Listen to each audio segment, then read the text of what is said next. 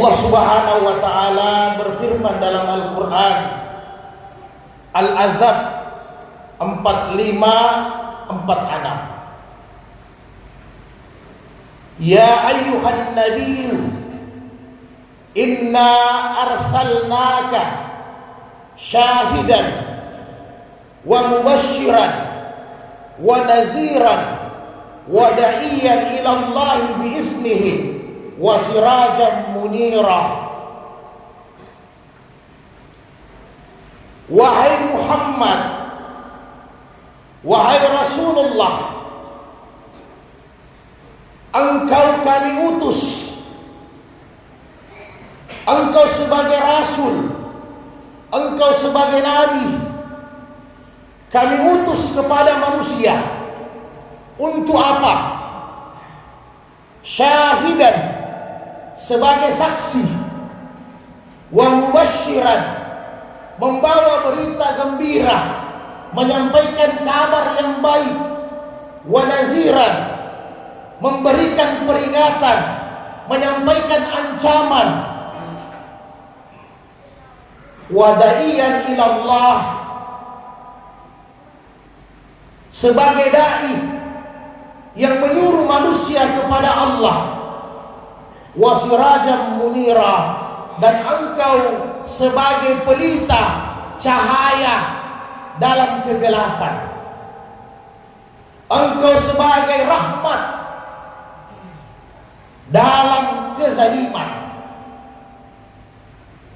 Ma'asyiral muslimin rahimakumullah, 1400 tahun yang lalu, 14 abad lebih, Rasulullah diutus oleh Allah Ta'ala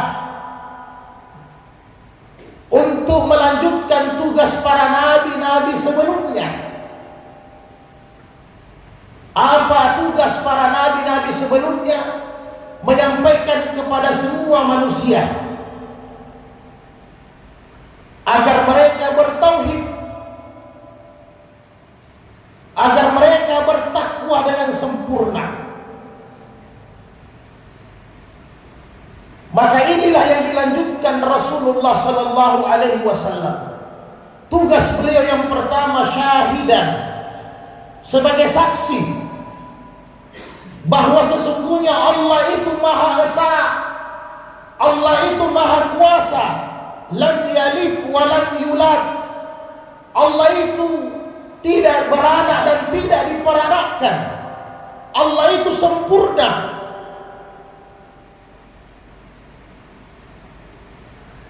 Rasulullah sebagai saksi untuk kita semua. Kemudian yang kedua, mubasysyiran, menyampaikan kabar gembira, kabar yang baik. Apabila kalian bertakwa kepada Allah, apabila kalian beriman dan beramal saleh, innal ladzina amanu wa 'amilus salihati kanat lahum jannatul firdausi nuzula, maka tempat kalian adalah surga sebagai tempat kembali. La yabghuna anha hiwala, kalian di dalamnya senang, tidak akan pernah minta kembali lagi. Khalidina fiha, di dalam surga itu selama-lamanya. Demikian juga Rasulullah memberikan kabar yang baik tentang pahala yang besar bagi yang beramal saleh kepada Allah, bagi yang bertakwa, dia akan mendapatkan ganjaran pahala yang begitu besar. Sebaliknya tugas Nabi wa naziran, yaitu memberikan peringatan, mengingatkan kepada manusia, apabila kalian tidak bertakwa jauh dari Allah, apabila kalian berdosa, bermaksiat, maka kalian mendapatkan neraka jahanam. Innal ladzina kafaru min ahlil kitab wal musyrikin fi nari jahannam khalidina fiha ulaika syarrul bariyah. Apabila kalian orang-orang kafir, ahlu kitab, orang musyrik yang membangkang Allah, tidak mau taat kepada Allah, maka kalian mendapatkan dosa. Ganjaran daripada itu, tempat tinggal kalian adalah neraka selama-lamanya. Inilah peringatan yang disampaikan oleh Nabi kepada kita semua. Jangan sekali-kali meninggalkan salat, jangan sekali-kali enggan membayar zakat, jangan sekali-kali mensyirikatkan Allah dengan sesuatu apapun. Ini peringatan. Hindari semua dosa dan maksiat, perjudian, perzinahan, riba, dan semua macam-macam dosa yang dilakukan manusia.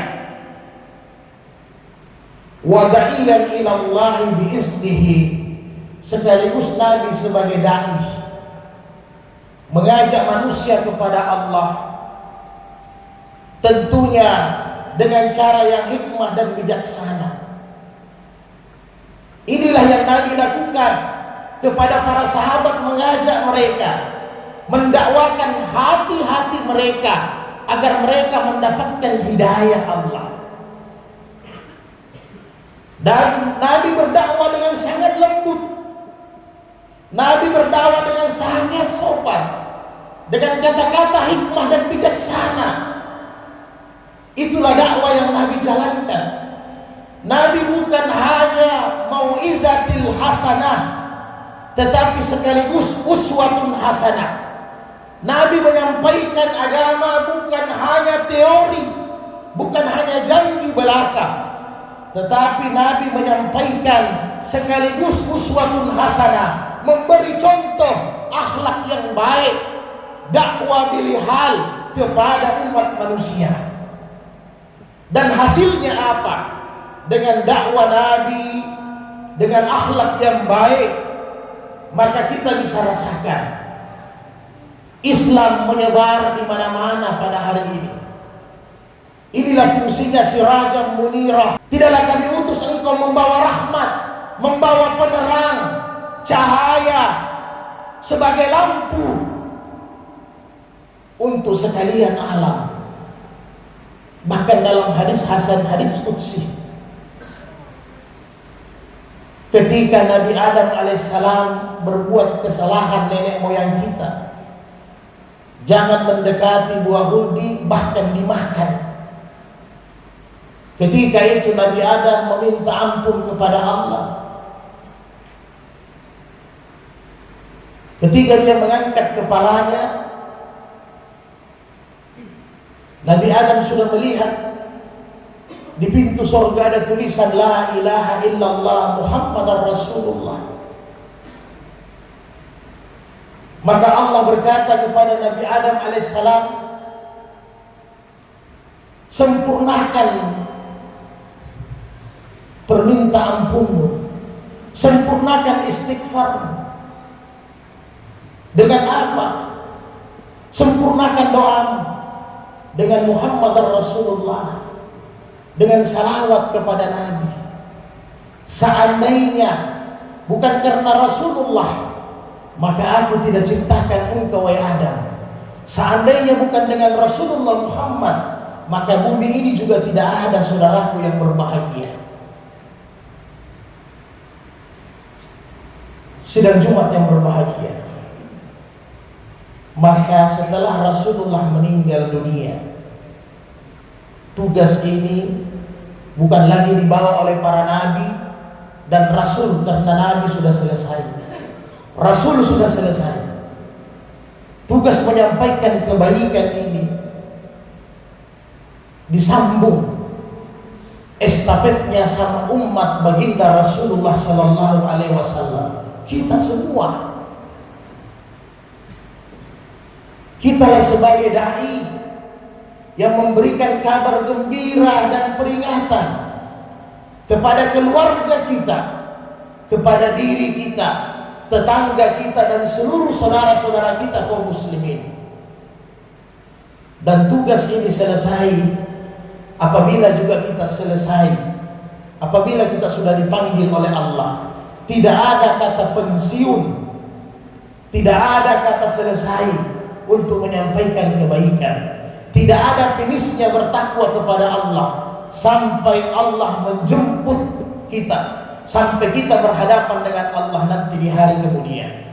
Mudah-mudahan saudara-saudaraku yang berbahagia, di bulan Rabiul Awal ini akan bertambah kecintaan kita kepada baginda Rasulullah sallallahu alaihi wasallam.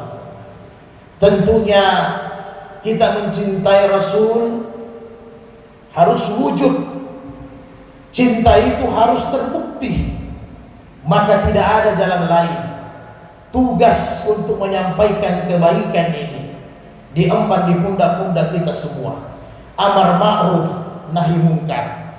Apapun profesi kita, dimanapun kita bekerja, maka tugas kita untuk amar ma'ruf nahi mungkar. Sampaikan kebaikan, ingatkan orang kepada kemungkaran. Itu tugas kita semua, wahai saudara. Barakallahu fil Qur'anil Karim wa nafa'ni bil ayati wa zikril hakim wa taqabbala minni wa minkum tilawatahu innahu was-sami'ul 'alim.